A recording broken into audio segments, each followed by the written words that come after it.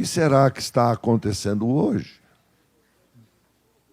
Quero meditar sobre isso. O que está acontecendo hoje? Louvado seja o nome do Senhor. Hoje nós olhamos para o mundo inteiro e a gente sente o avanço do domínio das trevas. Mas enquanto esse avanço descaradamente avança, o poder de Deus também. Deus está fazendo coisas tremendas. Começou já hoje lá, levantando a gente com vida. Independente de qualquer coisa. Glória a Deus por isso. Deus continua fazendo através de cada um de nós. Irmãos, eu entendo que cada um de nós é um ato profético. Cada um de nós. A sua oração é tão importante, a sua palavra, a sua fé, o seu modo de viver é tão importante. Nós formamos realmente um ato profético de Deus. Eu creio nisso, irmãos. Louvado seja o nome do Senhor. O único modo que as trevas têm de poder segurar um ato profético é fazer com que aquele que tem que fazer o ato profético não creia naquilo.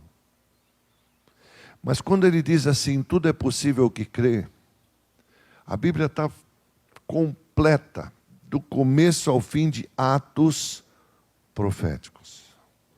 O próprio Jesus fez muitos. Os irmãos do Antigo Testamento, os irmãos do Novo Testamento. Louvado seja o nome do Senhor. Louvado seja o nome do Senhor.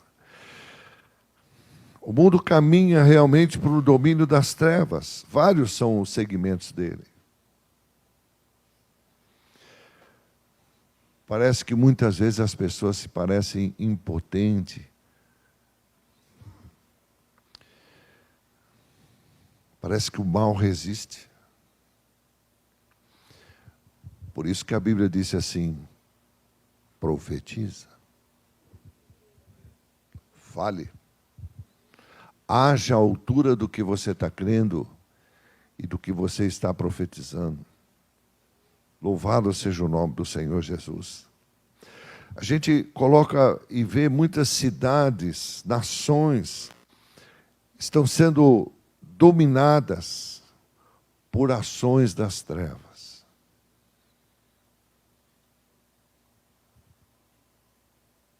Ficamos olhando para essas pessoas sem perceberem, e muitas não estão percebendo que estão sobrevivendo através desses mundos espirituais malignos,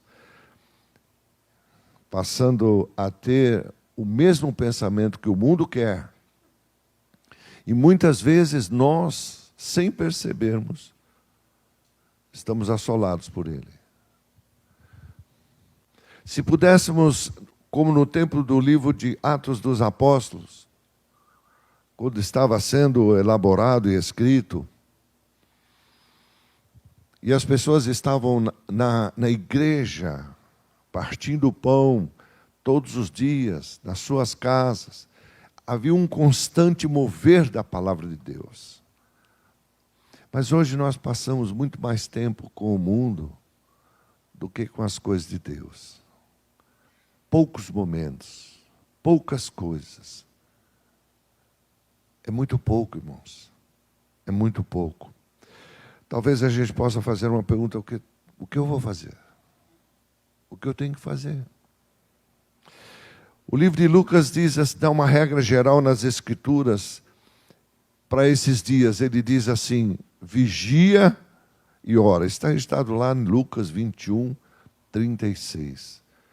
Vigia e ora. O que é a oração? Será que é só pedir? Não. Ela é um ato profético. Existem momentos que nós temos que pedir porque a gente não sabe como fazer, nem como agir. Não temos uma direção. Temos uma palavra, temos uma promessa.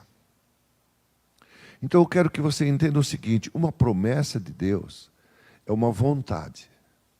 E ele disse uma oração tremenda, ele disse uma palavra espiritual: quero que a minha vontade aconteça sobre a sua vida. Então, irmãos, haver uma cura, haver um milagre,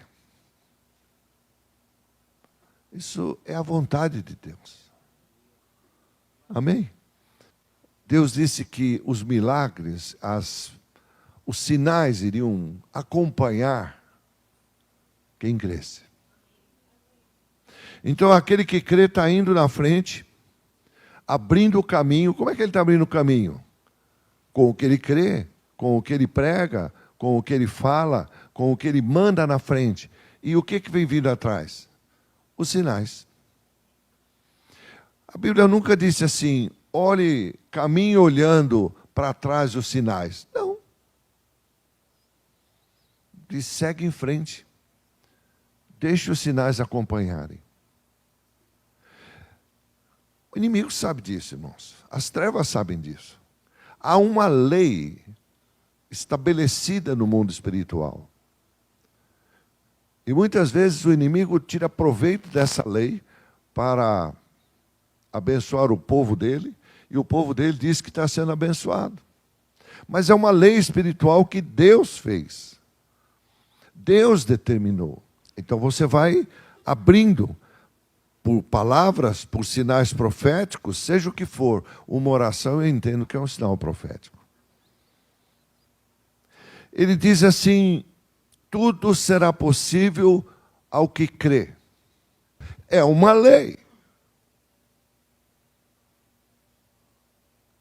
Ela vai querer mudar, trabalhando nas nossas emoções, nas dificuldades que a vida apresenta. Jesus nunca mentiu e disse: na vida vai ter tanta aflição, tanta dor. Uma pessoa pode chegar por exemplo, num farol vermelho, que a lei diz assim: pare.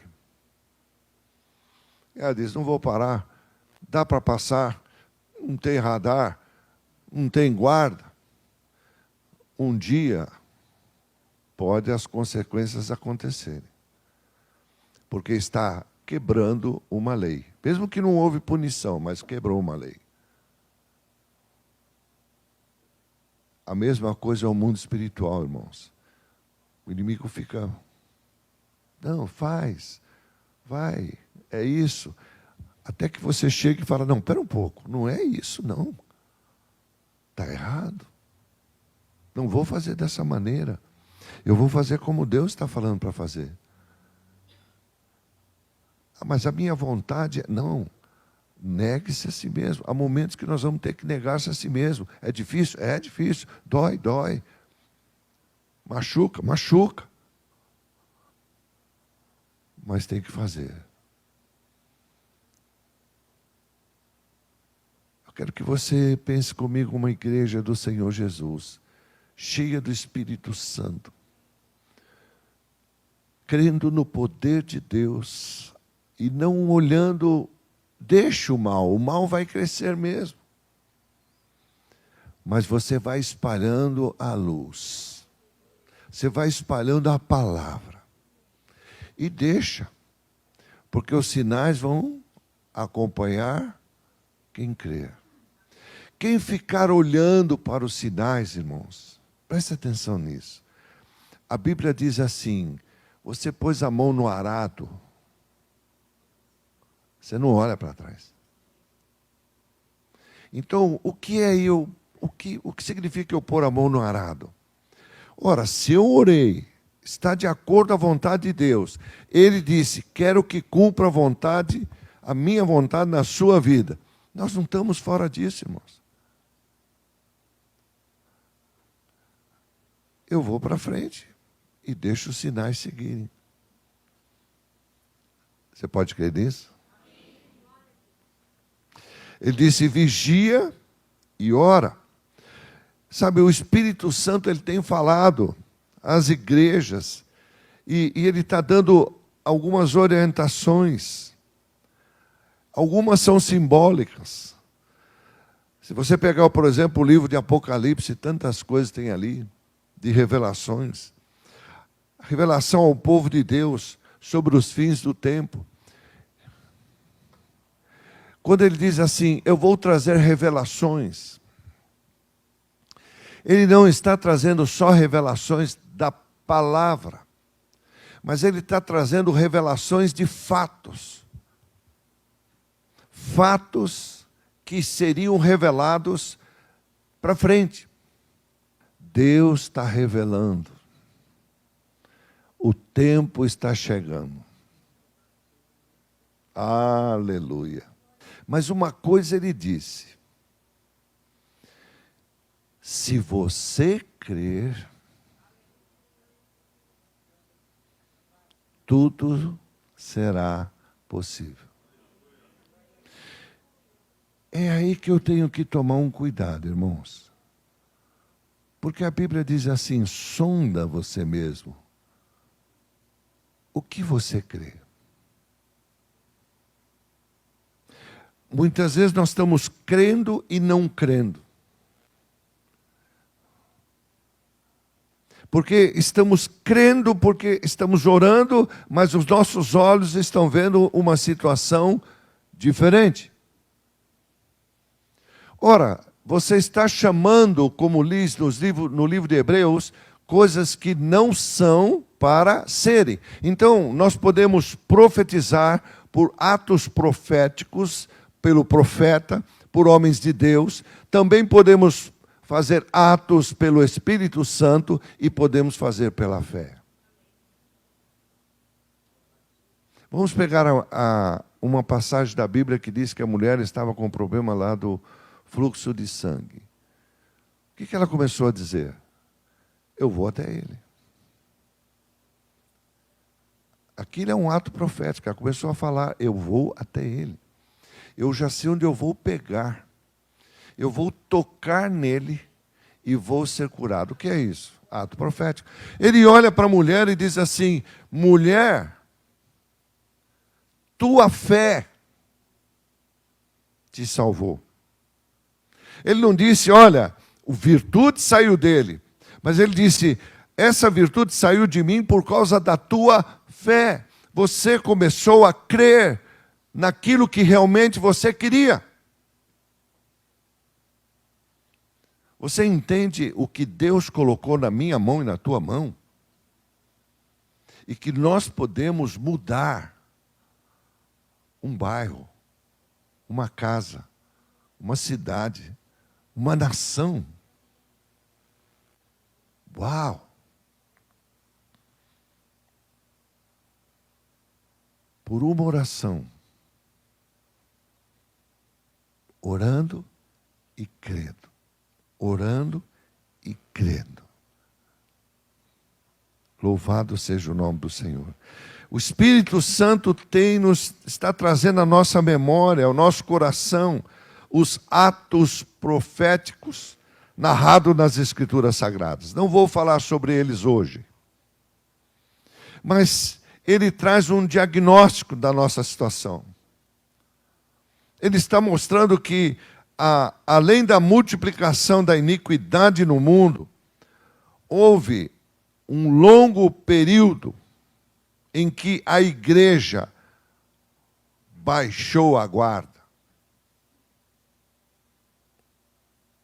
Eu venho de um tempo, irmãos, em que praticamente nós estávamos na igreja quase todos os dias. Todos os momentos tinha alguma coisa. Domingo, nós passávamos o dia inteiro na igreja.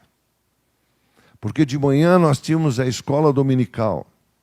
E à noite nós tínhamos o culto. No sábado, nós tínhamos sempre alguma coisa para fazer. Na igreja. No templo. Não tínhamos aquela coisa de, bom, eu fui tal dia, não preciso ir no domingo. Não. Isso é religiosidade. Nós estávamos sempre juntos, porque a força de um povo é estar junto. Louvado seja o nome do Senhor. O Espírito Santo está mostrando isso. Está mostrando que a igreja baixou a guarda, deixou de congregar, deixou de vigiar. Nós podemos contar nos dedos quantas vigílias fizemos. E quando você entra na presença de Deus, que você sente o poder do Espírito Santo, você não quer sair mais. Você quer ficar. Não, eu quero ficar aqui. Como é que um homem pode subir uma montanha, ficar 40 dias, 40 noites lá em cima? Não levou alimentação, não levou nada. Para falar com Deus, para receber as palavras que Deus estava falando. E lá embaixo, o povo se perdendo, e Moisés com Deus. O que sustentava esse homem? Quando você entra nessa presença, você não quer sair. Você não quer outra coisa. Louvado seja o nome do Senhor, irmãos. Oh, glória a Deus, aleluia, aleluia. Mas a igreja baixou a guarda, não vigia, não congrega.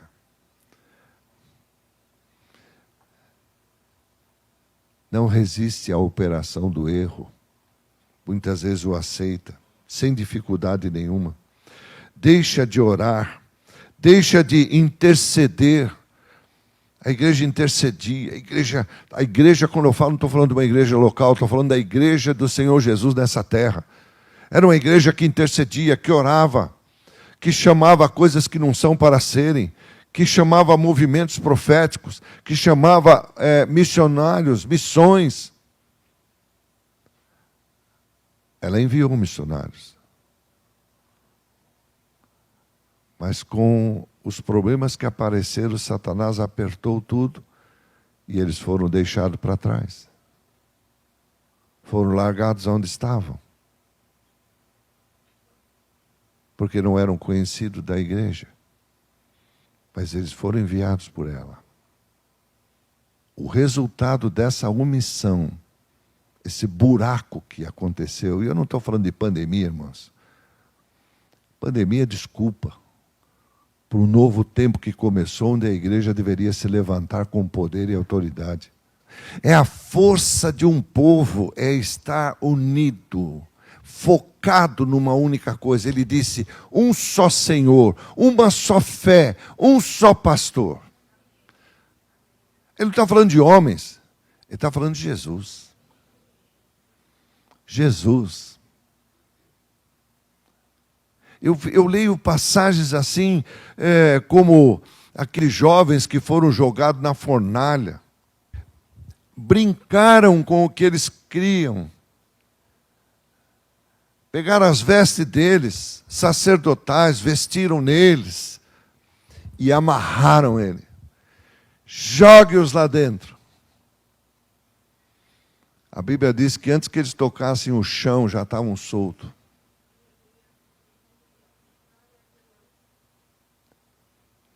Eles não sabiam que quando jogavam aquele jovem lá dentro, aquela vestimenta já era um ato profético.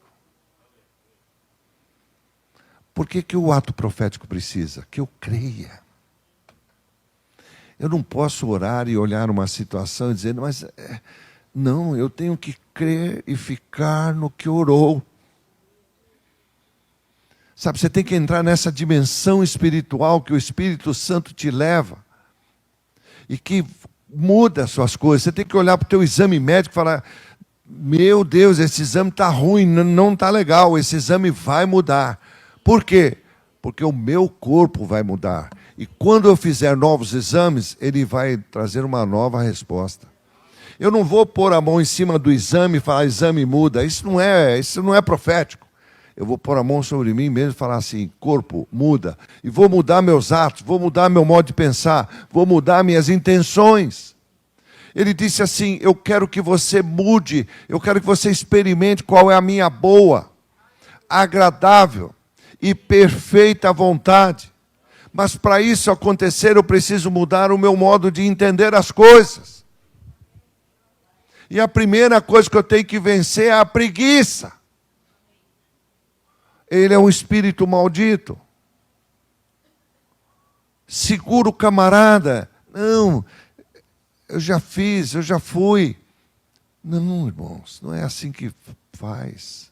Sabe, a igreja tinha resultados. Ela avançava, ela tinha domínio sobre as coisas. Mas não demos ouvido ao Espírito Santo.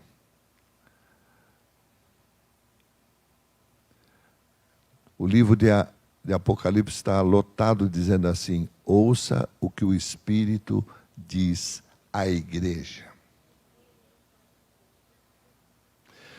No livro de Juízes, no seu capítulo 6, Deus chama esse homem, Gideão. Ele tinha lá suas convicções, mas ele não entendia. Eu quero que neste momento, você que acompanha, entenda que Deus, o propósito de Deus é tremendo. E ele só precisa de um instrumento. Só um instrumento. Uma ferramenta, que sou eu e você. Não olhe para você. Eu penso, por exemplo, num alicate. O alicate serve para muitas coisas. Mas eu penso no alicate, você vai pegar aquela ferramenta e o alicate está preocupado. Será que eu consigo apertar? Será que eu consigo fazer? Será que alguém aqui pode me responder qual a força de um alicate? Qual a força de um alicate? Nenhuma. Aonde está a força dele? No quem opera. Se for uma criança, é a força que ela tem. Mas dá na mão de alguém mais forte. Vai ver se ele vira a chave ou não vira. Não se preocupe como você vai fazer. É o Espírito Santo que vai usar você. Não vá falar para ele, eu não tenho isso, não tenho aquilo. Não, eu não tenho, mas ele tem. Eu posso não ter experiência, mas ele tem. Eu não sei como orar, mas ele sabe. Eu não sei como fazer, mas ele sabe. Louvado seja o nome do Senhor. Quando as águas estavam ruins, o profeta tem uma direção de ir à cabeceira das águas e fazer um ato profético. Não foi o Espírito Santo, mas o Espírito Santo foi através do profeta. Você está entendendo o poder da tua oração? Então, não ore a palavra, porque Deus disse, eu quero que aconteça a minha vontade. Não ore o que você acha. Deixa o Espírito Santo usar você. Quem quer sair da caverna hoje? Eu quero. Tem tanta caverna que nos atormenta. E ele diz assim, chama o Gideão. Gideão está lá. Mas tinha um dom dentro dele, como tem dentro de nós, que nós nem sabemos o que está lá. Mas Deus sabia. E Deus começa a ativar o dom. Como? Ô valente. Ô valente. Ô abençoado. Como? Eu, valente, eu estou escondido. Vai nessa tua força. Que força? Precisa ativar, e nesse momento eu estou ativando. Ô valente, ô homem de Deus, mulher de Deus, ô valente, vai nessa tua força. Ô glória, não é na minha força, é dele. E aí ele diz, ele começa a chamar, tem o chamado dele, e fala com ele, e e ele faz um monte de coisa, mas Senhor, e é toda uma conversa que começa no capítulo 6, ali do verso 11, vai até o verso 24. Vamos ler o 23. Porém o Senhor lhe disse: paz seja contigo.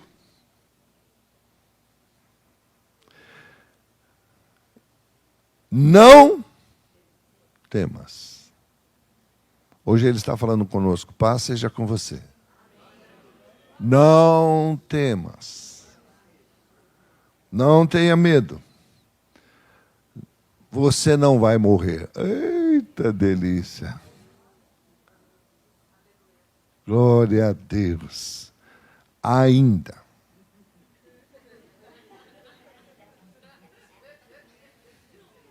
Mas não hoje. Amém? Hoje é dia de louvar a Deus. E aí ele diz assim, olha que... Aleluia. E ele diz, não morrerás. Então Gideão edificou ali um altar ao Senhor. Ele chamou o Senhor é paz. Você, a paz que excede todo entendimento, guardará a sua vida. Você veio em paz, você volta em paz e você tem a paz. Por que? Talvez você pergunte, mas por que eu tenho a paz? Porque ele mesmo disse, quando você for a um lugar, diz assim, paz seja sobre esse lugar. Se não tiver ninguém lá para receber, o que vai acontecer? Vai voltar para onde? Para você. Por quê? Porque ela está em você, meu irmão. Oh, glória. Tudo vai bem. Porque a paz que excede todo entendimento. Irmãos, não quer dizer que não tenha problema, que não tenha dificuldade. Não tem. Mas essa paz, ela está ligada à alegria do Senhor. A alegria do Senhor é a minha força. No 25, naquela mesma noite, o Senhor disse, toma o boi que pertence a teu pai.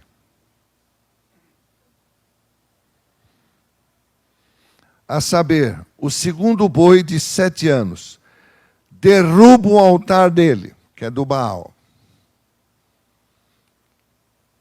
e corta os postes ídolos que está junto ao altar. Olha o que Deus deu para fazer. O senhor quer que eu pegue o boi do meu pai,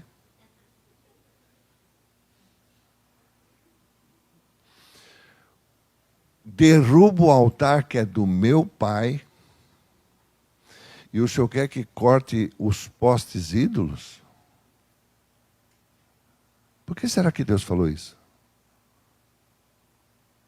Será que Deus estava mandando Gideão roubar? Não. Se o boi era do pai, o que ele é do pai? Herdeiro. Então o boi também é dele. Você está entendendo que Deus está falando, não adianta você me edificar um altar. Existe altar na tua família que está sendo sobre você. Eita, agora fala Jeová. Agora pegou. Agora o senhor chutou meu traseiro.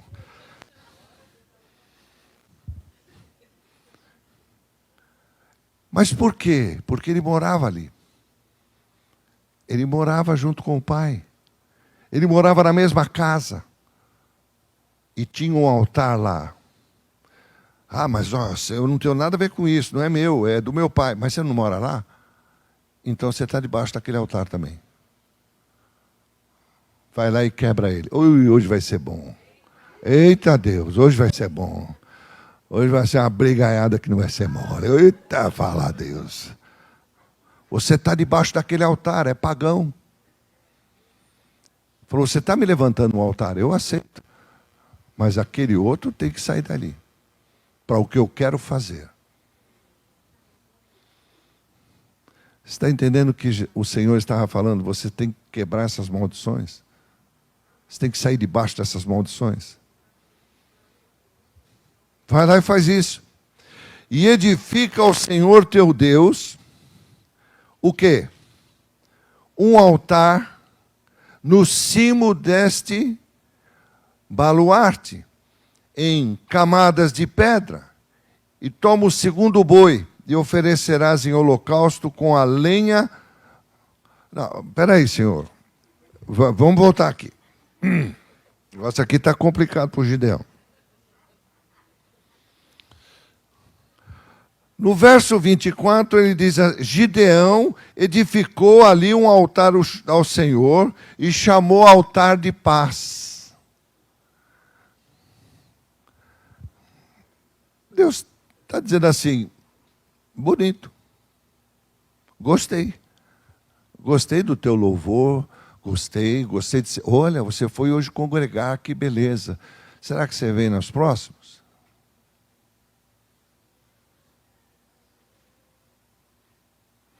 Mas agora ele manda fazer o seguinte: o senhor quer que eu pegue o segundo boi, derrubo o altar do meu pai, corte os postes ídolos, e desse material, agora o senhor quer o quê? Edifica um novo altar. Por quê? Porque primeiro Gideão fez o altar dele. Como está a tua adoração? Agora eu vou fazer um para minha família. Eu quero que a minha família seja abençoada. Eu vou tirar o altar pagão e vou pôr um altar de Deus. Eu quero que você faça isso. Então Gideão tomou 10 homens entre os servos e fez como o Senhor disse. Ele estava até com medo. Temendo ele, porém, a casa de seu pai e os homens daquela cidade. Ele não fez de dia, ele falou: eu vou fazer de noite. Irmão, como você vai fazer e que hora você vai fazer, não importa. Importa que você vai fazer. O negócio é tão tremendo que, levantando-se, pois, de madrugada, os homens daquela cidade, eis que estava o altar de Baal derrubado. E o poste ídolo que estava junto dele foi cortado. E o referido segundo boi foi oferecido no altar edificado. E um e outros diziam: quem fez isso? Se fosse no norte, como é que falar? Como é que falaria? Oxe, cadê a tua nossa? Eita, quem cortou isso? No Rio Grande do Sul. Baixe.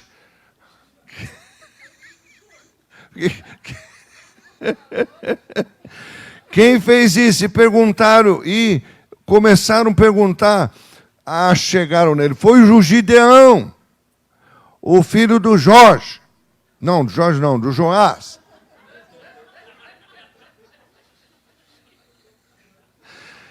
Que fez essa coisa. Então os homens daquela cidade disseram a Joás: leva para fora o teu filho, para que ele morra. Pois derrubou o altar de Baal e cortou o poste ídolo que estava junto dele. Olha, quando você edifica um altar novo de Deus para a sua família, quando você traz uma visão nova para a sua família, quando você rompe as maldições que estão sobre a sua família. Porém, Joás disse a todos os que puseram-se contra ele: considereis vós, vocês querem batalhar por Baal? Vai livrá-los? Qualquer que por ele contender, ainda esta manhã será morto. Se és Deus, olha o que um altar do Senhor traz de bênção para a família. Mudou a visão da família. Mudou. Por quê? Porque a cegueira foi quebrada. Irmão, tem hora que tem que ir lá e derrubar o altar. Não dá para ficar mais na cegueira, senão você não ganha a tua família. Não, eu vou levantar o meu altar. Não, você deve levantar o teu altar. Mas Deus disse, esse aí está atrapalhando. Eu quero trazer uma visão nova. A tua família toda. O próprio pai dele diz assim, se esse Baal é Deus, ele que se defenda. Mudou tudo. Por que ele não foi lá e não repreendeu o filho? Você está maluco, rapaz? Você vai morrer agora. Porque Deus era com Gideão. O homem e a mulher que anda com Deus não precisa temer nada. Bendito é o nome do Senhor. Ele que faça isso. Ele que se defenda. Naquele dia, Gideão passou a ser chamado Jerubaal, porque foi dito, Baal contenda contra ele, pois ele derrubou o seu altar. E todos os midianitas e amalequitas e os povos do Oriente se ajuntaram e passaram e se acamparam no vale de Jezreel. Então o Espírito do Senhor, eita, aleluia, revestiu. Quem quer ser revestido hoje? Eu quero. Eu quero. Você tem que ter ousadia, meu irmão. Não seja ousado, vai lá e faz. Revestiu a Gideão, o qual, o que ele fez? Tocou a rebate. Tem um povo aqui que Deus poderoso precisa ser liberto. Olha o nome da turma, se juntar após ele. Meu Deus, louvado seja o nome do Senhor. Amém? Por quê? Porque alguém que estava ali com medo, Senhor, o que eu vou fazer? Agora tem um altar dele, agora ele tem o altar da família dele, agora ele está revestido do Senhor. Ele não tem mais medo. Ele vai enfrentar. E todo o povo começou a se juntar a ele para fazer a batalha. Louvado seja o nome do Senhor Jesus. Oh, glória a Deus. Essa é a igreja que o Senhor quer. Nós estamos no melhor momento de resgatar todas as coisas.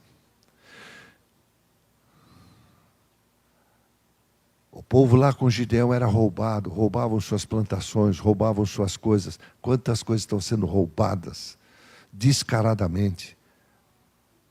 Quantas pessoas que são cristãs, irmãos, estão passando necessidades porque precisa alguém lá, como foi o Espírito de Deus, o anjo do Senhor falar com Gideão e dizendo, eu tenho uma palavra para você. Deus tem uma palavra nova para você. Louvado seja o nome do Senhor. E o Espírito de Deus toma aquela pessoa, de repente, que está ali, todo com problemas, tal, como aquela mulher do poço, triste, vou tirar água, mas vou sozinha, não quero falar com ninguém, não quero ver ninguém, já tentei de tudo na minha vida, nada dá certo. Mas aquele dia ela encontra a água da vida. E enquanto Jesus está falando com ela, ela está ouvindo e bebendo da água da vida. De repente aquela mulher sai, volta para a cidade. Como é que pode? Ela não tinha nem condições mais de encarar as pessoas. Mas sabe o que é uma cura interior? É tirar a dor. O fato a gente lembra, mas a dor a gente não sente mais. Uau! Louvado seja o nome do Senhor. Sabe, a mensagem edifica, a mensagem levanta você, ela te põe para cima, ela te levanta, porque é o Senhor dos Senhores que faz isso, é o Espírito de Deus. Aleluia! Ele levanta a gente. E você pode ter chegado abatido, meu Deus, como vou resolver isso? Não vou resolver, já está resolvido. Porque Jesus disse no Calvário, consumado está, fostes abençoado. Diga comigo, igreja, está escrito, fui abençoado com todo tipo de bênção nas regiões celestiais. Diga comigo, está ao meu alcance. Aleluia, está ao meu alcance. Irmãos, é algo poderoso isso, mas eu preciso entender o que Jesus fez no Calvário. Quando ele disse, gente, está consumado, está feito. Agora vai buscar. Vai buscar. Como pode o anjo chegar para Gideão, que estava se escondendo, irmão? Falou, valente. Só tinha ele ali. Ué, está falando comigo? Sim. Vai nessa tua força, que você vai conquistar. Irmãos, deixa eu te falar uma coisa, estou caminhando para o final. O inimigo vai querer sempre derrubar se a palavra não tiver real, eficaz na minha frente. Olha só, ele ouve aquela conversa. Fala, eu não posso deixar isso acontecer. Se Gideão receber essa palavra, ele vai vencer. Eu preciso dar um jeito de roubar isso. A Bíblia diz que a semente entra no coração, mas o diabo vem à noite para roubar. Ele começa a pensar em tudo aquilo. Fala, meu Deus, eu fiz tudo aquilo, mas ainda estou com medo. Eu fiz o que Deus mandou, mas eu senti que o Espírito de Deus se apossou de mim, mas eu ainda estou com medo. Se é o caso nesse momento, porque o inimigo vem mesmo. Como você vai fazer uma batalha? Como você vai guerrear contra essas cidades todas? Como você vai fazer isso? Como você vai fazer aquilo? E Deus tinha dito para ele, vai na força que vem sobre você, será tua. Mas é algo que vai vir da parte de Deus. Essa força vai levantar você. Não sou eu.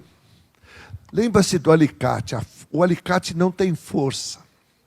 A força do alicate está na força de quem o usa. O parafuso pode estar apertado o que for. Se chegar um cara bom lá, ele vira. Mas eu quero te dizer, Senhor, eu ainda estou com medo. Não é pecado falar isso. Senhor, ainda sinto medo. Estou preocupado. Eu sei que não é para se preocupar, mas eu estou.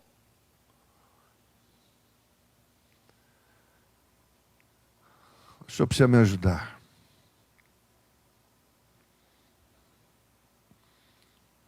Eu vou pedir coisas impossíveis para o Senhor.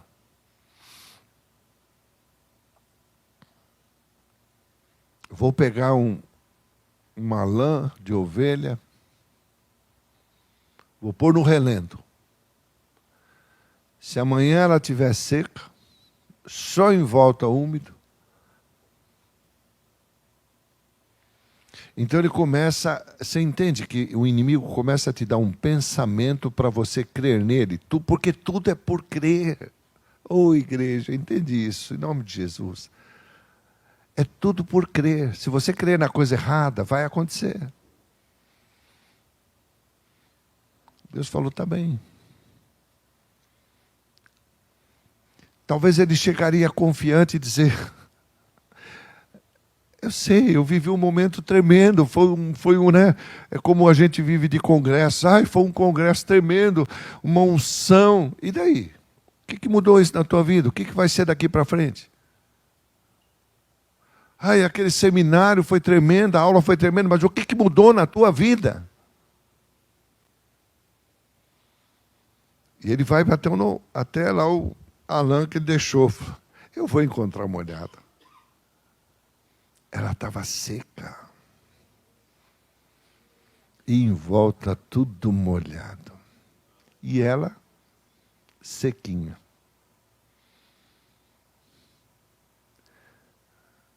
Primeira decepção dele, meu Deus. E agora? Tudo aquilo que Deus estava fazendo então é verdade. Mas como eu vou fazer isso? Sabe, ainda fica naquilo, como eu vou fazer? Eu vou repetir novamente. Não é você que vai fazer, é Deus. É o Espírito de Deus que vai fazer através de você. Esquece você, não é por força, por violência, é pelo Espírito. Eu não vou fazer nada. Eu quando venho para pregar aqui, eu falo, eu vou lá pregar. Eu não sei o que vai acontecer. O que acontecer, aconteceu. Amém? Tá bom. Veio a noite. Gideão levanta. Agora sim, agora estou livre. Vou poder voltar à minha vidinha. Vou esconder meu cereal na caverna. Né? Está acostumado com aquilo, sabe quando está acostumado? Minha vidinha, minha coisinha, meu sossego. Ai, Senhor, agora estou em paz. Chega lá, o novelo está molhado, o Alain. Tudo está seco. Ele não acreditou. Talvez ele deve ter pensado, não sei, aqui penso eu, falo eu. Não, alguém veio aqui, escutou a minha oração, veio com um balde d'água e jogou em cima desse negócio aqui. Não é possível, Senhor, não. Não é possível que tudo está seco e só esse negócio está molhado. Ele queria voltar para a vidinha dele. Meu irmão, você ainda quer voltar para aquela vidinha? Vou fazer um negocinho aqui, vou atender ali, vou fazer isso aqui. A mesma vida, meu irmão. Há quanto tempo você já faz isso? Você já vai fazer bodas de fracasso. A mesma coisa, a mesma vidinha. Diga comigo, Deus nunca vai me abandonar. Sabe o que Ele é? Pergunta para o teu irmão, sabe o que Ele é? Uma rocha. Deus é uma rocha. Deus é nosso refúgio. Salmo 46:1. Deus é o nosso refúgio, nossa fortaleza. Auxílio sempre presente. Sempre presente na adversidade. Oh, glória a Deus. Como é precioso o teu amor, ó Deus. Os homens encontram refúgio à tua sombra e às tuas asas. O Senhor é refúgio para os oprimidos, uma torre segura na hora da adversidade. Os que conhecem o seu nome confiam em ti, pois tu, Senhor, jamais abandonas os que te buscam. Está no livro de Salmos, no capítulo 9, no verso 9. O caminho do Senhor é refúgio dos íntegros, mas é ruína dos que praticam o mal. É melhor, diga comigo, é melhor buscar refúgio no Senhor do que confiar nos homens. É melhor buscar refúgio no Senhor do que confiar em governantes.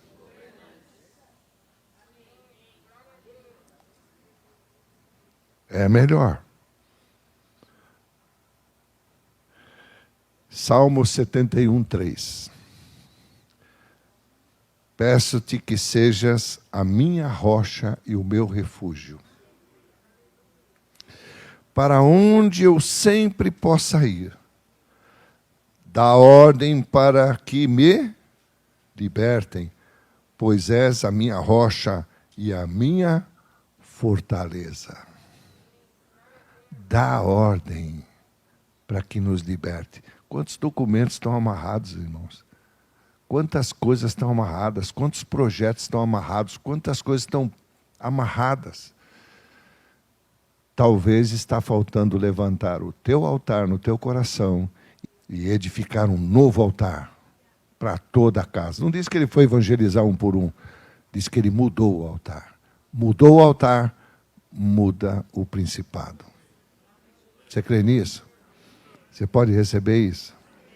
Louvado seja o nome do Senhor.